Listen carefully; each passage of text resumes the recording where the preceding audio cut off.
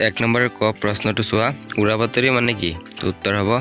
যিবোৰ বাতৰি সত্যৰ ওপৰত প্ৰতিষ্ঠিত নহয় অথচ অজ্ঞতাৰ কাৰণে বা মানুহক উত্তেজিত কৰি তুলিবৰ বাবে উদ্দেশ্য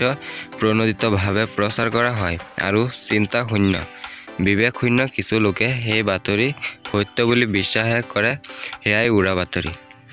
খ নম্বৰ কুসংস্কাৰ বুলিলে কি বুজায় যিবোৰ নীতি নিয়ম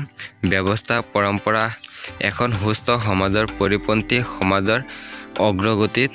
গতিৰোধক হৈ থিয় দিয়ে সেইবোৰকে কুসংস্কাৰ বোলে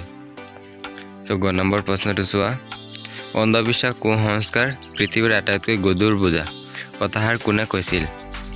তো অন্ধবিশ্বাস আৰু কুসংস্কাৰ পৃথিৱীৰ আটাইতকৈ গধুৰ বোজা কথাষাৰ কৈছিল ডক্টৰ সৰ্বপল্লী ৰাধাকৃষ্ণ তাৰ পাছত কোনখন সন্ধিৰ পিছত কেতিয়া অসম ব্ৰিটিছৰ অধীনলৈ যায় 1826 খ্ৰীষ্টাব্দত ইয়াণ্ডাবু সন্ধিৰ পিছত অসম ব্ৰিটিছৰ অধীনলৈ যায়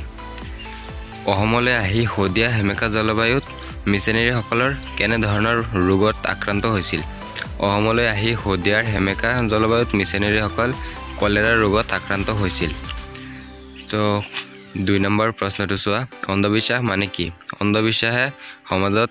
কেনে ধৰণৰ সমস্যাৰ সৃষ্টি কৰিব পাৰে লিখা তো তোমালোকে প্ৰশ্নৰ উত্তৰখিনি লিখি ল'বা আৰু এনেকুৱা প্ৰশ্নৰ উত্তৰ পাবলৈ চেনেলটোত এটা সাবস্ক্ৰাইব কৰি